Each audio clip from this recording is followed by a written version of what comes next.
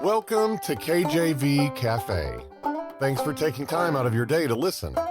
Each episode of the Cafe is dedicated to studying the Bible verse by verse from Genesis through Revelation.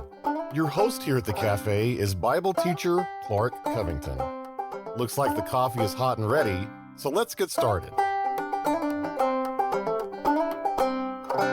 Amen. Welcome to the program. Welcome to the Cafe. Beautiful day outside. Happy to be here. So thankful you're here with me as we're going through Genesis 11. We're going to wrap up Genesis 11 today, Lord willing. Amen. Certainly there's more here than many episodes could cover, but we're doing our best to give you an overview and outline of what's happening. And I will not read that genealogy again, Genesis 11:10 through 32. If you want to hear me struggle along, you can listen to yesterday's episode. Amen. But we got through it. We got through all those names. And again, I thank the Lord that Shem and the rest of them typically had very short names, which is great. But in all seriousness, it's just, good to be here as we get into God's Word. And we have so much to learn. You get into these genealogies, especially if you get more than one or two verses, it's easy to just turn it off. You just read through it and you don't think about it. And I've heard even Bible experts say, look, either really dive deep or just breeze through it, but don't do the middle because it'll be difficult. I would say if when in doubt, do the research. When in doubt, study to show yourself approved unto God, because God will open up so many doors to you.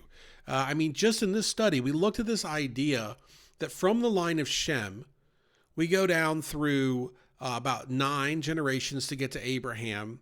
And I say about because people count generations differently and so forth, but roughly 9. And then from Abraham, you see Isaac, the chosen son, and then Jacob, which leads to the Israelites. But you also see Esau, amen, that came from Isaac, and you have the Edomites coming from Esau. And you see from Terah, Abraham's dad, Haran, which had Lot, and from Lot, you have the Moabites and the Ammonites. And so you see a very close relationship with these individuals that became enemies of the Israelites. And there's many examples in the Bible of them being enemies of the Israelites. But in Ezekiel 25, it mentions here, the word of the Lord came again unto me saying, this is Ezekiel, the prophet, speaking on behalf of God here in Ezekiel 25. And we have verse 2, Son of man, set thy face against the Ammonites and prophesy against them. And so Ammonites, who are they? That would be Ben-Ammi, which would be from Lot, which would be from Haran, who is a son of Terah, Abraham's father. So the Ammonites are very closely related to the Israelites.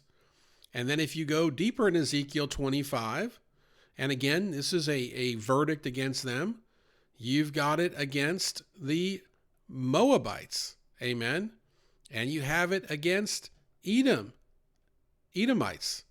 You see there's vengeance being taken out against all of these by God for how they treated Israel, amen. And you see the Moabites came from Moab, who came from Lot, who came from Haran, who was Terah's child, Terah is Abraham's dad. And the Edomites came from Esau, who was Jacob's brother. Jacob being the patriarch or the father of the 12 tribes of Israel. Now, the point is that you don't have to memorize all these things.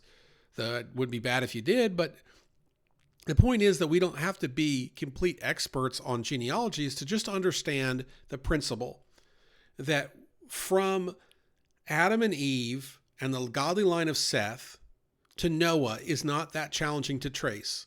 And from Noah's child Shem to the line of Abraham is not that challenging to trace, right? And from Abraham, now we get really into the specifics of the Israelites and their enemies, and they're closely related. And we learn that from Genesis 11. It's very fascinating. We'll take a break, and when we come back, we're going to look at this idea that people were getting, that they were dying younger after the flood when we come back. You're listening to KJV Cafe. We encourage you to look us up on your favorite podcast app and subscribe to our channel on YouTube. Now let's get back to some more in-depth Bible study. So in the previous episode, we talked about the ages that were given. So if you read Genesis 11 and you read 10 through 32, which is from verse 10 to the end of Genesis 11, you have these names mentioned, like verse 22 says, and Serug lived 30 years and begat Nahor. And Serug lived after he begat Nahor 200 years and begat sons and daughters. You have this repeated over and over again for different individuals. And what we have here is an age of paternity and an age of death, right? And we have them repeated over and over again, right? And so we see here that you have age of paternity for Serug 30 and age of death 230, right? And through these ages, forget the age of paternity for a minute, because that's a whole other topic, but just focusing on the age of death, we see that they're coming down. Like if you were to chart this, imagine a bar chart, and the highest bar would be for people like Adam at 930 years of life, or Seth at 912, or Noah at 950. You have those bars up high. And then you kind of have this delineating line of the flood, and then you have other bars, and I'm not looking at a chart like this, I'm just totally imagining it, but you have other bars of people that lived after the flood and their lifetime. And you have it drop about half, where you get into some of the line of Shem, and you're seeing, 433 years and 464 years. Okay, it drops about half. And then after about 3 individuals, it drops again by about half. It gets to Peleg and Reu and Serug at about 239, 230 years. So you're seeing life before the flood up there in the 6, 7, 8, 900 year range of life after the flood, starting with, don't include Shem because he was alive before the flood, but the individuals after 400 and some, and then dropping down to 200 and some, and then finally getting into Abram and Ishmael in 175, 137. It's dropping down quick. Amen. And the question is why? What's going on? And people have all kinds of theories that the oxygen was different after the flood, that before the flood they were eating plants, they could live forever. Now they were eating meat and they were dying. And I love that one, but I don't think eating plants adds like 700 years on your life. I love to eat plants, but I don't think that's it. But there's all these theories, right? And and some people don't agree with this, but I still stick to the theory when God said, I'm not going to suffer man more than 120 years.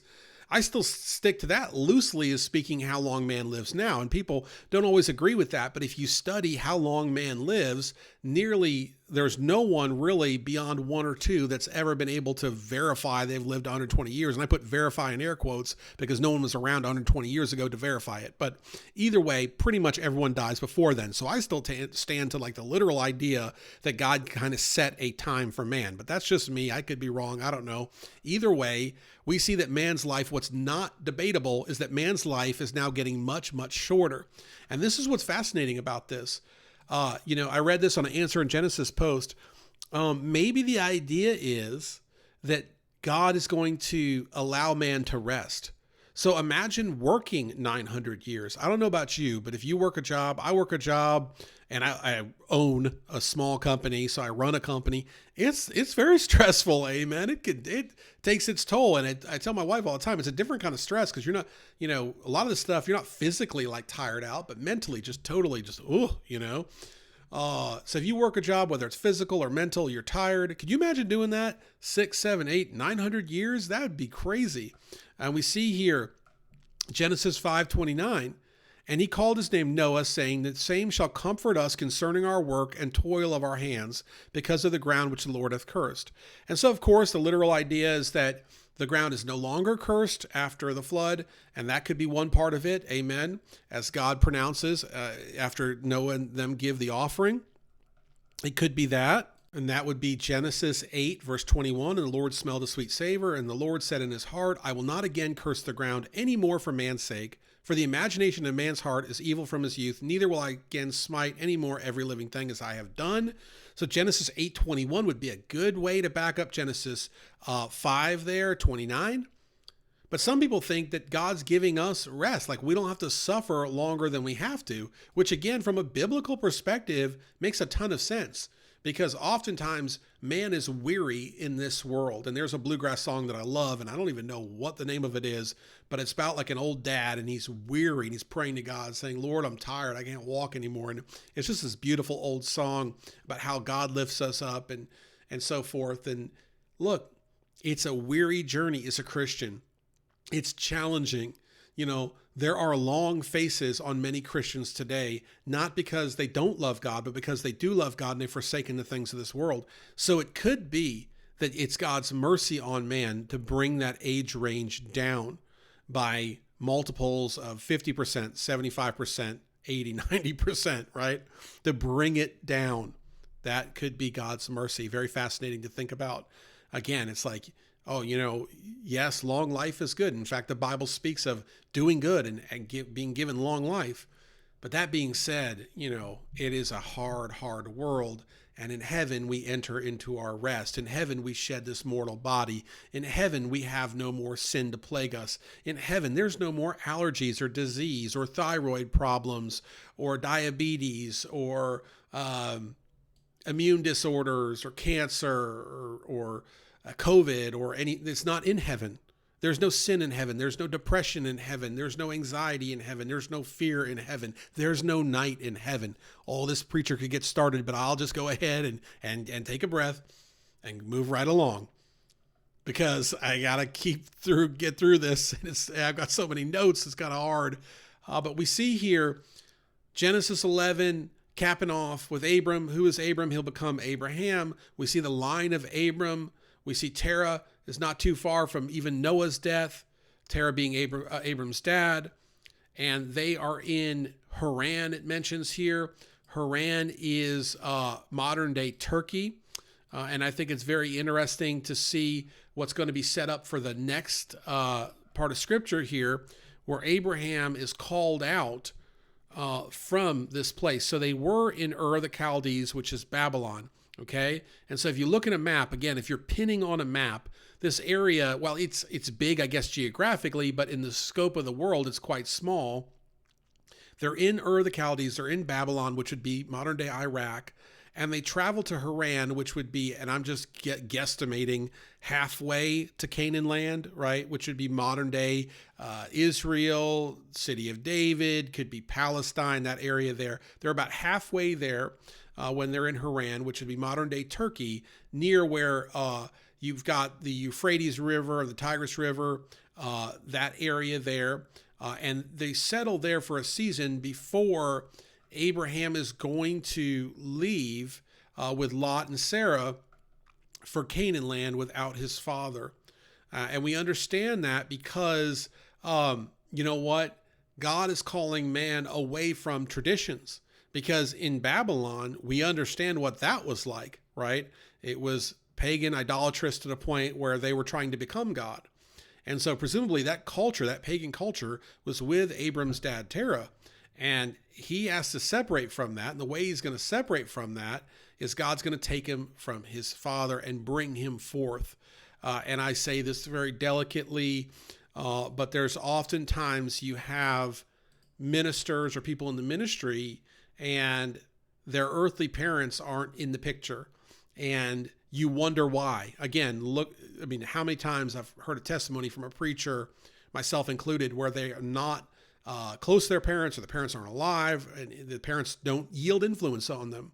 And oftentimes there's a reason behind that, because God is calling a man to do something. And certainly he was calling Abraham to do something big. And Abraham, by faith, left that life behind. So what do we have here when we put this all together? We have in Genesis 11, we have the honeymoon phase, if you will, of life after the flood is gone. You have man falling into abject sin. You have God breaking this whole situation up on his own through his power. You have God using communication as the means to disperse people, to spread them out. That, apparently it was enough that if one couldn't understand another, they would just go to a different region and settle that. And so you have the disbursement of the people throughout all the land. And then, of course, you have the line of Shem, which we know is the son of Noah, leading to Abraham. And if we understand who Abraham is, we understand eventually we get to Jesus Christ. And so we have all of this in Genesis 11. And it's interesting because many chapters could be written on this time. It's such a pivotal time, but this is what we have. And it moves right along to the generations of Shem, which brings us up to Abram, who will become Abraham. And that's where we're going to pick up in the next episode, studying Abram, who will become Abraham, and Sarai will become Sarah, and all that good stuff. So tune in next time. Thank you for listening. Take care. God bless, and amen. Thanks for spending time with us today at the cafe. We would love to hear from you. You can email Brother Clark directly at clark@enduringpromise.org. See you again tomorrow. Same time, same place.